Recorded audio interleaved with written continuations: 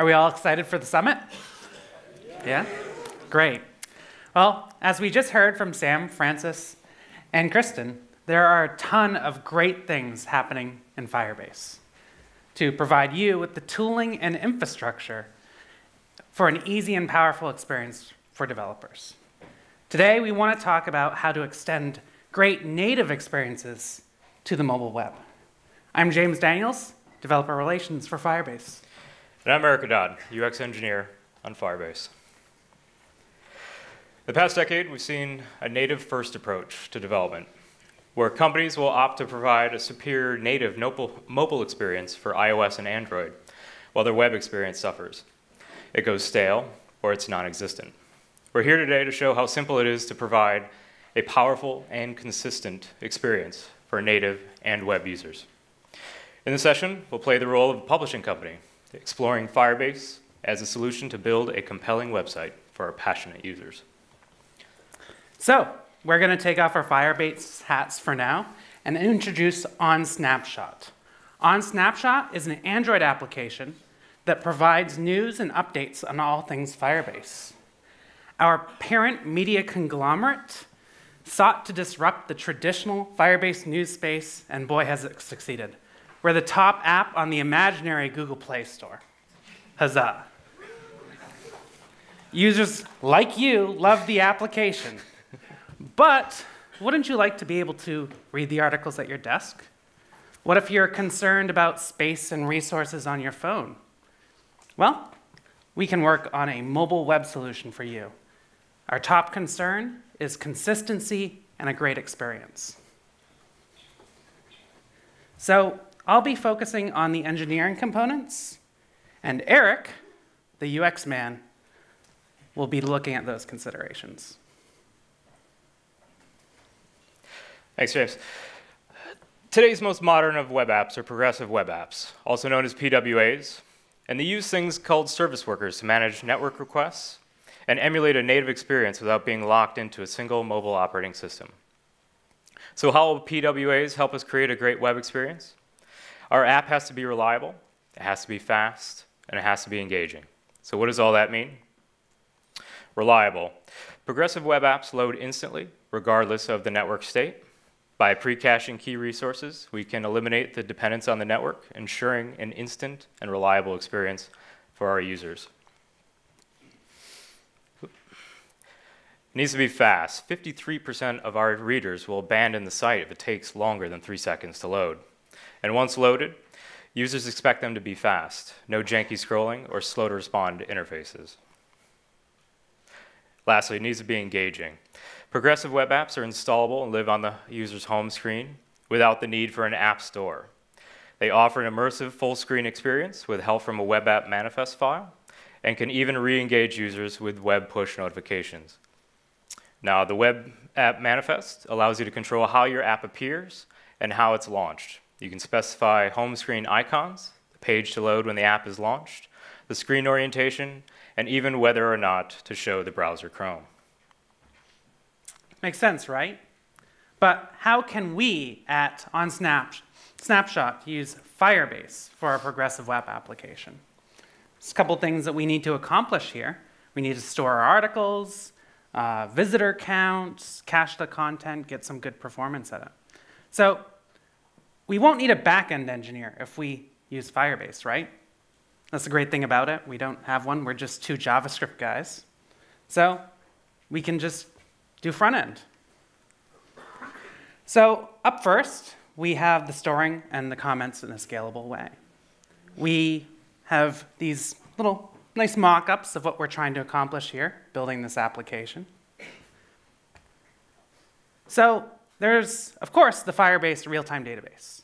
That's Firebase's first product. It's a JSON store.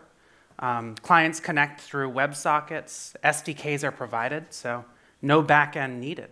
The validation, all the rules are there on the server. Now, all that complexity of synchronization, conflict resolution, infrastructure is gone. And it binds directly to the UI. There's also Google Cloud Datastore. So we're storing articles, text, and a bunch of comments underneath of it. Well, what if we get a spec to add replies to comments, and then replies to those replies, and replies to replies to replies? We also need to have an author view, right? So that's going to be complex querying. That's very difficult in the real-time database. We have to adjust our schema, move around like our data and how we're thinking about it. So with Cloud Datastore, it's more like a traditional data store. But now we go back to the problem of needing a backend developer. It has some properties that are useful, though, so the shallow queries. And then also we can do things like ands. So we could put together that article page. And pagination's easier. So what if we took the best of both worlds? And Firebase has just done that with the new product, Cloud Firestore. That's right, James. Cloud Firestore for Firebase is quite possibly the best cloud database for mobile and web. It's easy to use, it's real-time, highly scalable, and has rich querying capabilities. We're able to use a collection document model, structure our data hierarchically, and use those rich data types. Here's a sample document. A document can consist of many key value pairs with available types as arrays, booleans, bytes, date and times, floating point numbers, geographical points, integers, maps, nulls, references, and of course, text strings. And here's a sample collection. A collection is a grouping of documents, and a document itself can have sub-collections. Hey, James, I think this will work nicely. I think so, too. So that's storing our articles and comments. Now, what about our live viewer count? We chose Firestore for, the text, the comments. But is it really suitable for this live visitor count? Or could we actually use the best of both tools and go back to the real-time database? So there's a couple properties here that make it really awesome for this live viewer count, namely presence indicators. So when we establish this WebSocket connection to the database and query the data, get the updates, we can provide on disconnect. And I think this will really help our problem. So how do we reliably, decrement the counter when someone leaves the page? When you do on disconnect, the action that you tell it to take on the database is stored on the server. So when that socket disconnects, that action is executed, and you can update the database. So what are we storing? Well, there's Firebase anonymous authentication. I think that'll work. So here, we tend to think of users as needing a username, a password, or to go through an OAuth flow, or maybe SAML if you got some corporate stuff. But here, any visitor that hits our site is going to get a user ID. And we can use that in the database. We can use that in our database rules. And if they do log in to create a full account, link their username password, then those identities will merge. So I think for our use case, this would be perfect. Now, caching the content, making it fast, right? So the thought here is that we could actually use Cloud Functions for Firebase. So this would allow us to serve our JavaScript application. We're just front-end engineers, right? We don't need to build servers. We can just have a JavaScript application. We can use Cloud Functions to serve that dynamic content. We can pre-render the pages. We can improve our SEO. One of the problems with search engines is when they hit a JavaScript page, that's a lot of complexity. It's not right there in the HTML straight away. So if we pre-render it, those spiders can crawl our site. And then social sharing, right? So when you post something in Twitter or Facebook, then you want those images. You want the description to come across. And that won't happen if it's a JavaScript application that doesn't have that rendering.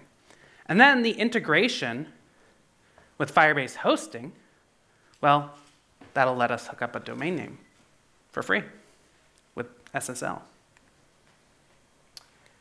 And that ties into what I'll be speaking about, serve the website securely. So once our site is ready for production, we can connect our own custom domain name to Firebase Hosting. And Firebase handles the configuration for us and automatically provisions an SSL certificate. So all of our content is served securely.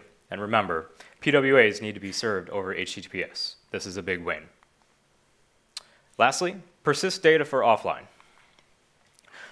Now, PWAs are the new hotness, in part due to their offline capabilities. Cloud Firestore was built for offline persistence, so an interim loss of connection, say while you're going through a tunnel, or an extended amount of time, say a long-haul flight, will not interrupt the complete functionality of your app. The service worker uses knowledge of our application files to efficiently serve code and content from the offline cache, and act as the proxy to all user requests and ensure that unnecessary traffic is avoided. So, Firebase has provided us with the solutions that we need to build this. So, let's get coding. I am actually fond of AngularJS. I really like its integrations with ArcsJS. I like functional programming. So let's put together our app. First off, we, of course, have our home page where we have that list of articles. And then we jump in, and then we see an individual article. So let's walk through this. So the first thing that we're doing is we're actually pulling in Angular Firestore from Angular Fire.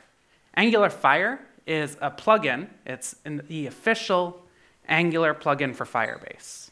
So what it's going to do is it's going to very lightly wrap all those calls to the real-time database to Firestore.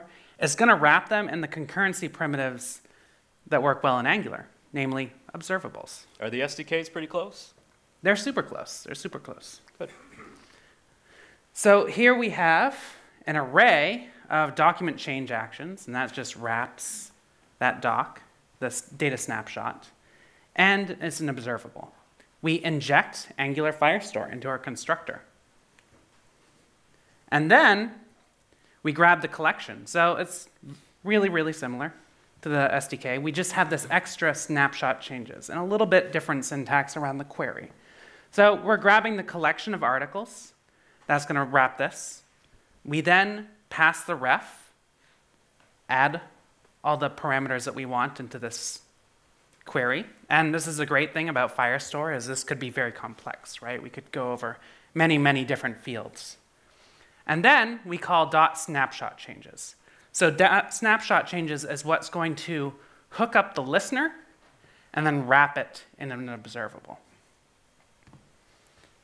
Here, we're doing a similar thing for the article view. This, though, if you see, is an observable of document chain action, not an array of them. So a single article. Now, we're using the Angular router so that each one of these articles has an individual shareable URL. So you can copy paste it, you could reload the page, you could put it into your favorite social network and share it. So we pull in the activated route from there. And then, this is RxJS. Who here has used RxJS? A couple of you? Some hands. Who really groks RxJS? There's a lot of complexity there. Awesome. So this is a switch map. So let me jump into a switch map real quick. So a switch map takes a data source, an observable, say in this case A, and it takes a second observable, and it maps them in such a way, so you see, there's the first one, A, 1, 2, 3. So red, 1, 2, 3. Blue, 1, 2. And then yellow triggers. Well, where'd 3 go? So this is really important for our router. Because if we navigate to a page, we establish a connection to the real-time database or Firestore, and data is streaming at us. We want to abort that stream if the user switches URLs. We don't want that data to be streaming onto another article and getting all mixed up. So that's what the switch map accomplishes for us. So you'll see this a lot, route params. So you're pulling out the parameters from the router, and then you're switch mapping to something else. Now, like I said, switch map is a bit different than a regular map because you're mapping it to a new observable. And here, we're actually querying that doc in Firestore, and then again, the snapshot changes onto it. Now, you could do this in any web framework, right? I'm just partial to Angular. So in the view, we have this async pipe. So this is the article view, very basic. We're going to be showing the title. We're going to be showing the author details and the date and the body. So this async pipe is going to wait for that observable to trigger. So it kind of lets us idle. We can put a loader on there or what be it. Then we grab the payload data from it once the async has resolved. And if we are going over all of the attributes here, all the keys, that's a lot of code to copy paste all over. What if we change one of those? So we can actually assign that to the variable article within this scope. So that's it. We go over, we print the article title, then we go again over the author. The author is a reference to another point in the database. So we actually do that async. And of course, we link to the article page from here. And the cool thing is that these all magically are hooked up to the real-time database or Firestore. And these are going to be tripping. And the view is going to be changing as the document changes. So what about the comments? Now, Firestore is proving great for our articles. Let's use sub-collections to store the comments from our passionate users. I think I've seen enough code and watched enough Firebase YouTube videos to handle this. All right. So here, we're going to be introducing a new RxJS concept called a behavior subject. So we're actually going to be grabbing the collection, going on a behavior subject for it. And how a behavior subject works is it's like an observable, but it has an additional property. Namely, it has a concept of a current value. Normally with an observable, if it's been firing and then you subscribe to it, you're not going to get the previous events. So here with this marble diagram, you can see I initialize a new behavior subject with the green. And when I subscribe, I get that, even though no event has fired. Same with the yellow, right? So a second subscriber attaches, and then it trips that. It fires down in. So this is very valuable for when we want to keep around a reference to something that we may need later that we haven't subscribed to yet. Also, things like authentication, keep around the user. So we have this behavior subject for the comment collection.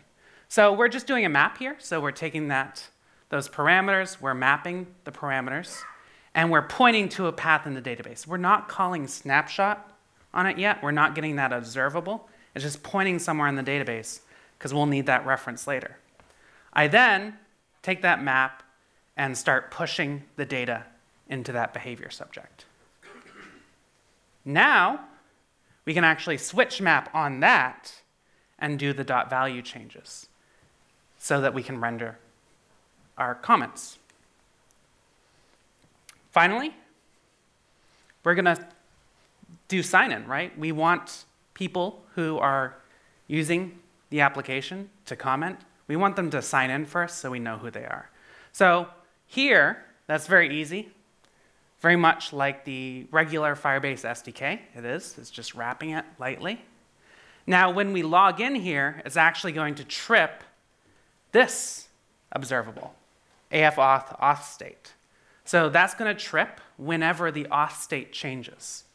So we can map that to actually get the user's profile somewhere in Firestore.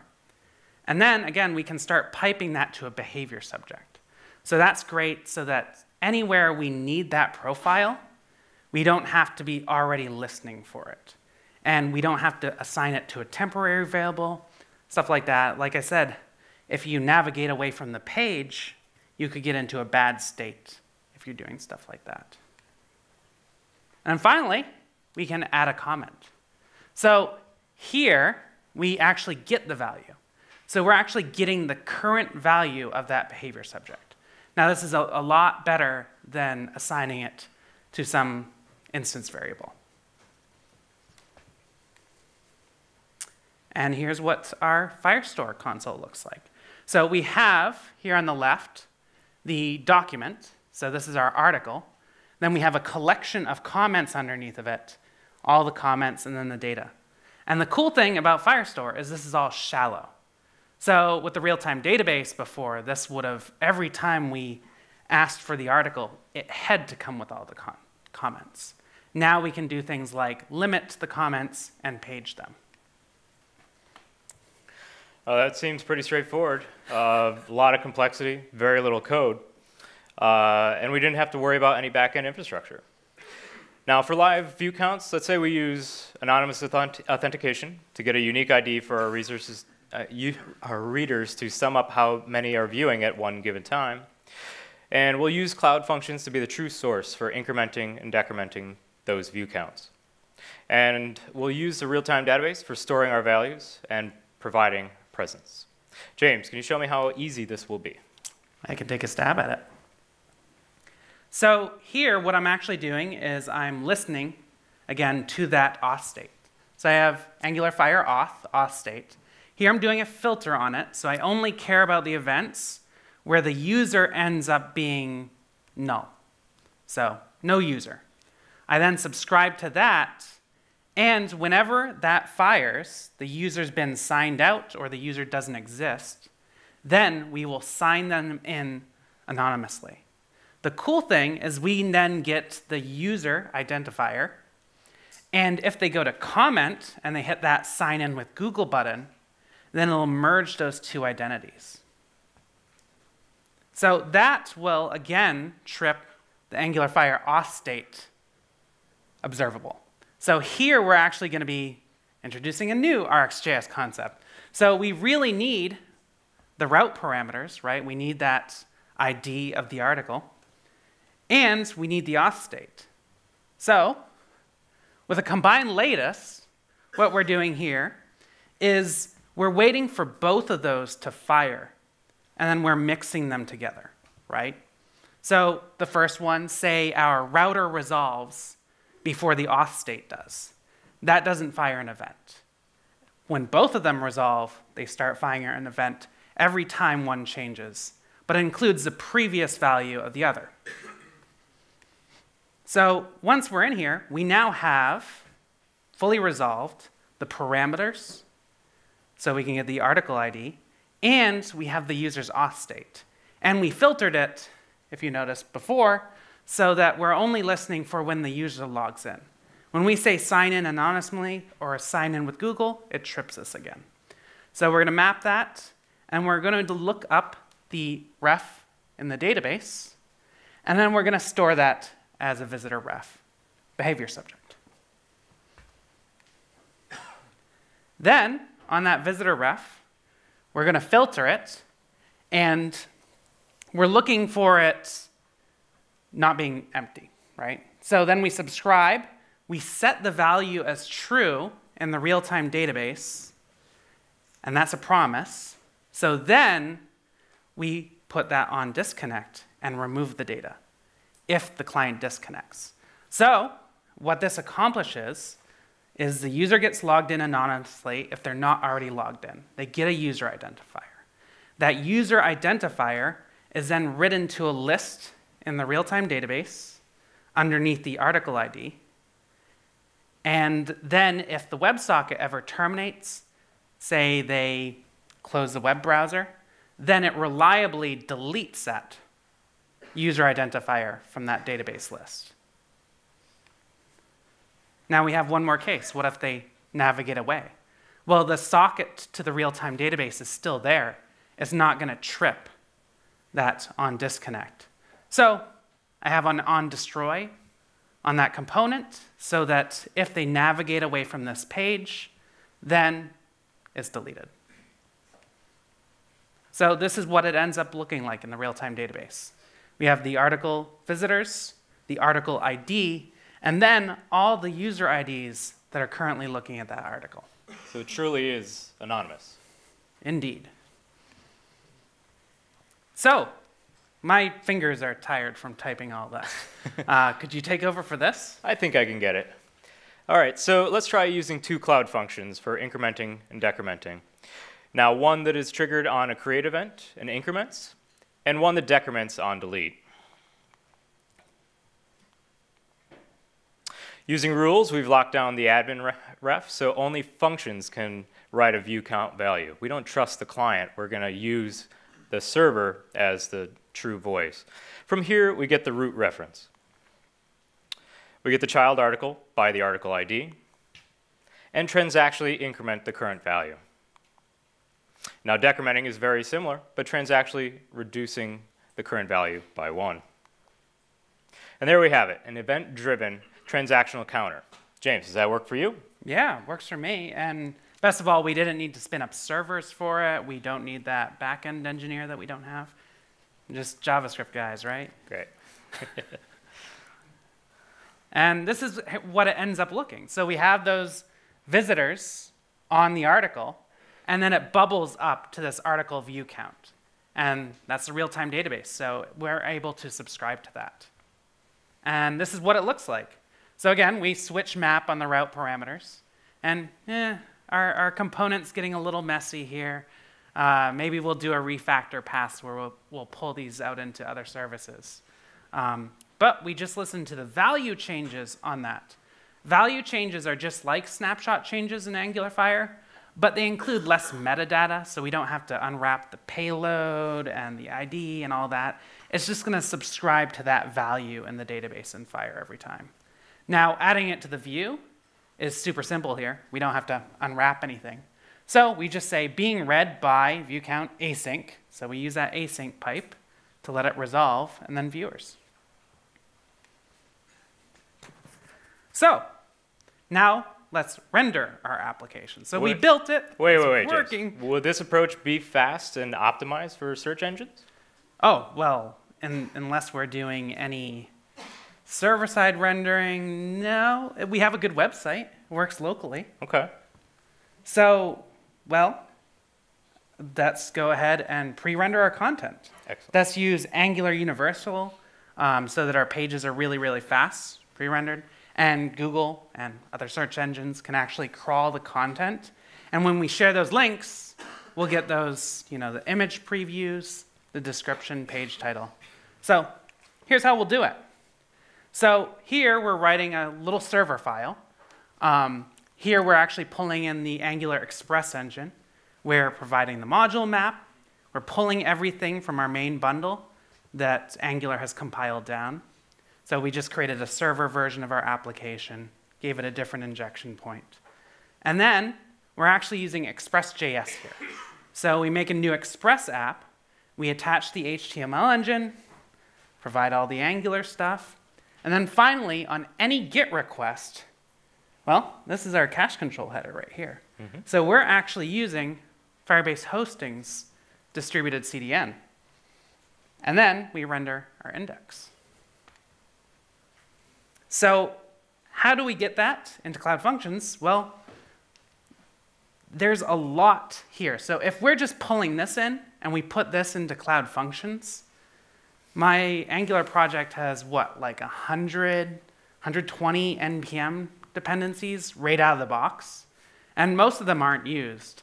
So what I'm going to do is actually compile it down with Webpack so that I have one big file. Once I have that file, in the top here, I have my Cloud Functions code.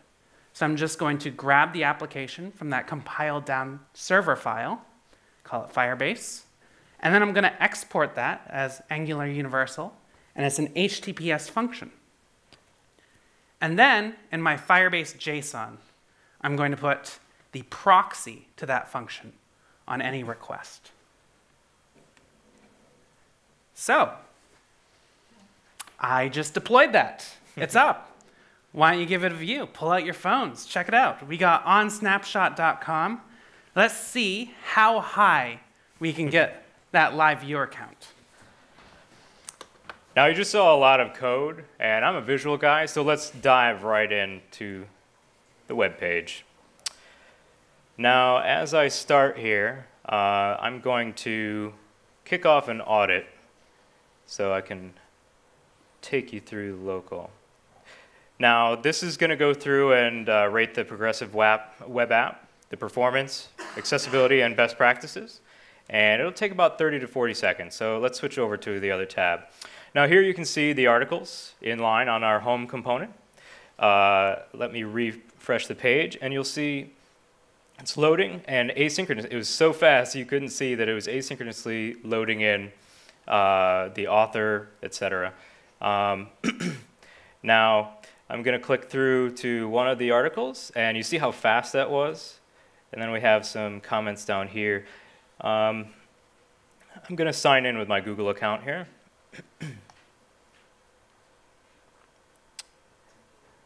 And you see auth kicked in, recognizes who I am. Hello, audience. And I'm going to add my comment there. All right, and up here, you'll notice there are two viewers currently on this page. Okay. Now, I'm going to switch over here. And now, we've seen this all in online mode. And let's take a risk here. Let's go to offline. All right, we're now offline. If you don't believe me, there's the disconnect. Okay, so our network is offline. All right, I'm going to click through, and wouldn't you know it, it works. All the content is still there. Okay, and we're going to go back here. Click through. Yep, and even the one that we haven't visited shows up. Okay, and we'll go back to online mode here. Refresh it. And if you ever want to toy with the service workers, etc., and see the values of the manifest in this application tab in Chrome, you can view all the values here and clear it, etc. All right, so in the result with our remaining time, we'll talk about some of the results from this lighthouse. So it'll go through, and as we said, we want the app to be fast, reliable, and engaging. So here we are testing it on 3G connections. It needs to be fast no matter where in the world you are and what kind of latency you have on your network. So it'll go through and check the latency. It'll check your service worker and all that it's served over HTTPS. It'll check the painting, so it's engaging. Like we said, if it doesn't load within 3 seconds, 53% of our users will abandon the site. So it'll go through the meaningful paints, and it'll check the accessibility because we want as many users to use our app as possible. So that's looking good. And best practices, there are other things like using WebP for your images or compressing your text, etc. So Lighthouse is a really great way to really meter your app and make sure you're following best practices. Okay, and then we have an author view as well. So have fun playing around with that. Okay, so let's review. So here we've used Cloud Firestore, Cloud Functions, Real-Time Database, Hosting, and we use Angular and Angular Universal. You can use React, Preact, whatever, in order to accomplish your three-way data binding and your server-side rendering. There's all kinds of stuff that I am really excited to add before I go on my refactor. I'd really like to get FCM in there, send notifications when users comment or reply on your comment, or when new articles comes up, really engage things. I really want to get an RSS feed in there, maybe an AMP version so that we can get a little higher in the search engines. And subscribe users to our mailing list. Whoa, I think we're about out of time. These folks have a busy schedule today and have other talks to get to. So let's leave it there for now.